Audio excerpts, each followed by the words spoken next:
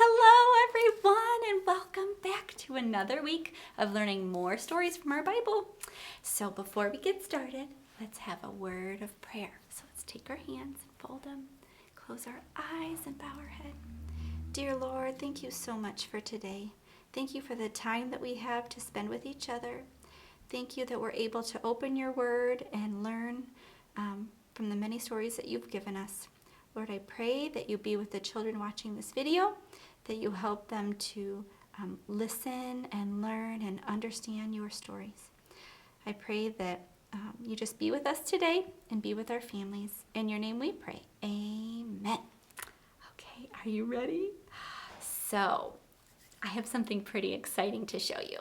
So, it's a game that we have at my house, and it takes 2 people to play this game. Not 3, not 4, only 2. And so, when you play this game, you have to try to figure out where they put something, because you want to you want to sink something. I think that might have given it away. Okay, so the game is called Battleship. Have you ever played the game Battleship before? Well, if you're bigger, you probably have. But if you're small, you might not have yet. But the way you play this game is 2 people, and you have your own little ship. Here's my ship. Oh, isn't that a cool ship? And I stick it anywhere on my board. And you stick it somewhere where you don't think the other person will know. And so now the other person puts their ship where I don't know. And the whole game is you trying to sink their battleship. Now, how cool would it be if you already knew where they were going to put their ships? Do you think that you might win that game a little bit quicker? I think so too. Now today, when we talk about one of the stories, we're going to talk about 2 different groups of people, 2 different people that were fighting against each other. And we're going to talk more about Battleship then too, okay? So let's review a little bit. Do you remember this guy? Hi, I'm Elisha. Hi, Elisha, how are you? Yes, so Elisha was here and he helped 2 women. Do you remember? One was the woman, she had the little jar of oil. And the oil kept coming. That's right, Elisha, that's right. The oil kept coming. And who was the second one? It was the woman with the baby. Oh, that's right. God gave her a baby. But then didn't that baby die? That baby died. That's right, the baby died. But God raised that baby from the dead, didn't he? Yep. So Elisha helped with those 2 things. But God did the work, right? God did the work and Elisha was his helper. So those were 2 stories that Elisha helped with. Today we have 2 more stories about how God used Elisha to do some miracles. Okay, so I'm going to read from my Bible about the first story. Okay, the first one. So this is 2 Kings chapter 5, verse 1. Naaman, commander of the army of the king of Syria, was a great man with his master, and he had high favor because by him the Lord had given victory to Syria. He was a mighty man of valor, and he was a leper. Okay, so what that means is there was this guy, and he was a commander, like the leader of an army of Syria. Hello, I'm Naaman. Ooh, do you see this stuff all over his body? That's leprosy. Now, usually, when people had leprosy, no one wanted to be near him because it was a disease, so nobody wanted to get it, kind of like the virus. Nobody wants to get the virus. So it was a disease that nobody wanted, that usually it was really gross, and it was really horrible all over the skin, and usually people died from it. Now, he had the same thing all those other people had, but he was strong and mighty and a great leader. And the leader of the the army in Syria used him to fight his wars. Now, one day, his servant girl, she said to him, well, there is a prophet, and you should go to the prophet. And so he'll cure you from your leprosy. And so he thought, hey, yeah, I'm going to do that because I don't want to have leprosy anymore. No leprosy. So he got on his horse and he traveled. And when he traveled, he got to Elisha's door. And what do you think he did when he got to his door? Let's see. Oh, but do you know what happened? He thought Elisha was going to come to the door and do a big thing and cure his leprosy and call out to the Lord. But that didn't happen. Let me tell you what happened from my Bible. Hold on. Get my Bible here. Okay, so it says, and Elisha sent a messenger to him saying, go and wash in the Jordan 7 times, and your flesh shall be restored, and you shall be clean. So did Elisha come or his servant? It was his servant. Hi. Yes, and so Elisha told the servant to tell Naaman, you need to go down to the Jordan River and dip yourself 7 times. No, not the Jordan. Oh, so he was angry. So he went off. Angry. Now, but it was very simple. All he had to do was obey what God had commanded him to do, right? God told him, you got to go to the Jordan and just dip yourself 7 times to be cured. That's not a big deal, right? But he was upset because at his, where he lived, there were other rivers too. They were nicer rivers, right? I don't like the Jordan River. It's dirty. Oh, it's dirty? Well, what do you mean? Look down here. Look, this is what the rivers look like. Okay, hold on, I'll show them. Oh, well, that's pretty clean. I'd play in that, or I'd dip in that, wouldn't you? Oh, look at this one. Oh, that's even cleaner. Look at that one. Oh, yeah, I would definitely wash in that one. But not the Jordan. Well, why not? Look down here. Oh, well, okay. So I can see why he wouldn't want to go dip in the Jordan because it's not really that clean. Not clean at all. Well, but Naaman, he had servants too.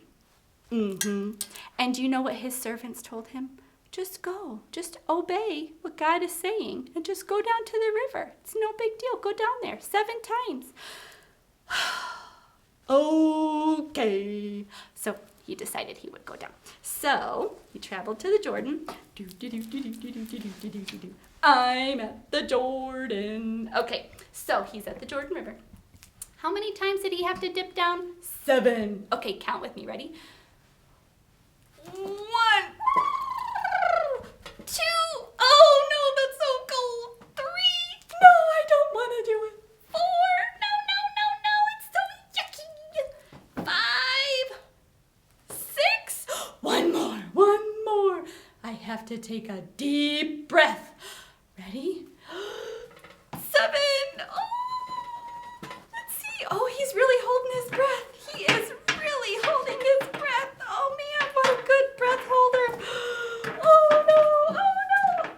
Here he comes. I'm clean. No more leprosy. Now wait a minute. Who healed you? God did. That's right. God healed you, right? And so do you believe that the real one true God is in Israel? So who taught you about him? Elijah. That's right. And so he believed, right? He knew that God is the one true God, and he is so powerful that he can even take away leprosy. Isn't that amazing? That is pretty amazing. Now there's 2 stories I said, right? Here's the second story. And I'm going to read to you what happens first, and then I'm going to tell you about it, show you what was going on. Okay, so here we go. 2 Kings chapter 6, verses 16 and 17. And when the servant of the man of God rose early in the morning and went out, behold, an army with horses and chariots were all around the city. And the servant said, Alas, my master, what shall we do? He said, Do not be afraid, for those who are with us are more than those who are with them. Then Elisha prayed and said, O Lord, please open his eyes that he may see. So the Lord opened the eyes of the young man, and he saw. And behold, the mountain was full of horses and chariots of fire all around Elisha. Okay, so that's our second story. So Elisha was protecting the Israel army because the Syrian army was trying to fight them, and they were trying to run because they didn't want a battle, right? And so whenever the Syrian army came to one side, Elisha would come and he would tell the leader of the Israel leader, say, oh, the Syrian army's going over there. Don't go over there. Okay, and so do you think they went over there anyway? Or would they listen? They listened, so they didn't go over there. They said, oh, don't go over there. They're going to go over there. And so do you think the Israel army would go over there? No, they would stay away because they knew the Syrian army was coming. Now, one day, the Syrian leader, he said, I don't like that Elisha guy. He keeps telling all my secrets. He keeps telling everybody where I'm going to be. And so, do you know what? He wanted to kill Elisha because he was telling all the other people where he was going to be. So at night, he and his army went and they surrounded Elisha's camp. And his servant came, oh no, can't you see? There is an army all around us. And so they looked. Oh no, what are we going to do? And Elisha said, oh no, do not be afraid, because there are other people all around, or there are other things all around you that are protecting us. God is going to protect us. Don't be afraid. And so he was like, what? What do you mean? I don't see anything. There's nothing there. And so Elisha then prayed, and he prayed to God, Lord, please help my friend be able to see what is really going on. And so guess what? He opened his eyes and he saw, oh, wow, look it, there's fiery chariots and horses. That's amazing. And do you know what? God showed him exactly what was there to help protect them. God was protecting them with that horses and chariots of fire. And do you know what? The bad guys that were coming, they came, and Elisha then prayed that God would give them blindness, right, so that they couldn't see. And so when God did that, then Elisha took them and led them to the leader of Israel. And even though those are the bad guys, right, Elisha asked God, okay, open their eyes so they can see again. And when they could see, they were a little scared, like, oh, what's going on? We're not supposed to be, right? They thought they were going to capture him, but instead they were at his leader's place, like the king. And do you know what the king said? Ooh, what should we do? Do you think we should kill him? And Elisha said, we need to show God's mercy. We need to feed them and send them on their way. And they did. They fed them and sent them on their way. And do you know what's amazing? They never fought them. The Syrian army never fought the Israel army. They decided, nope, They were nice to us, so we're going to be nice back, right?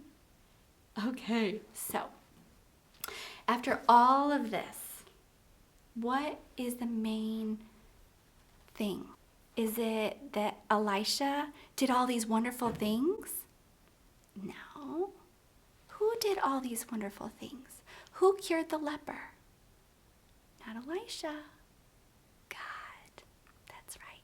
Who opened Elisha's servant's eyes? Was it Elisha? Was it his servant? It was God. God did that. And God made the army blind and then opened their eyes to see again. It was always God, right? God is very powerful, but he also is very loving. He showed love not just to Elisha and his people, but he was showing love to the other people, the bad guys. He showed love to them too, and mercy. I'm very thankful that our God shows us mercy every day, aren't you? Okay. Now, I do have something special for us today. It's another snack. Do you want to do the snack with me today? Okay, come on over. So, our snack today is, if you can see on my plate, I have some horses down here, and then I have some other horses up here. They kind of look different, but in our story, there were the horses and the chariots, right? And so I have some yogurt that I changed the colors to orange and it's supposed to be red. So today we are making fiery chariots, right? Fiery horses and chariots. So I just put some yogurt in there and it just plopped right out. And so we're gonna just drizzle it right on the horses, right on there.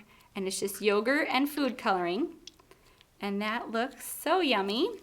And then I also have some orange to kind of make it look a little bit more like fire. Does that look a little bit more like fire to you? And then I have something else that I had in my cupboard that I know you probably won't. But if you do, ooh, that's super exciting. It's candied, a sugar. I can't think of the real word, but we're gonna go with sugar. And so we're just gonna sprinkle it right on there to make it look like more fire. Doesn't that look neat? Yes. Now, of course, there were the fiery chariots, right? And the fiery horses, they were there.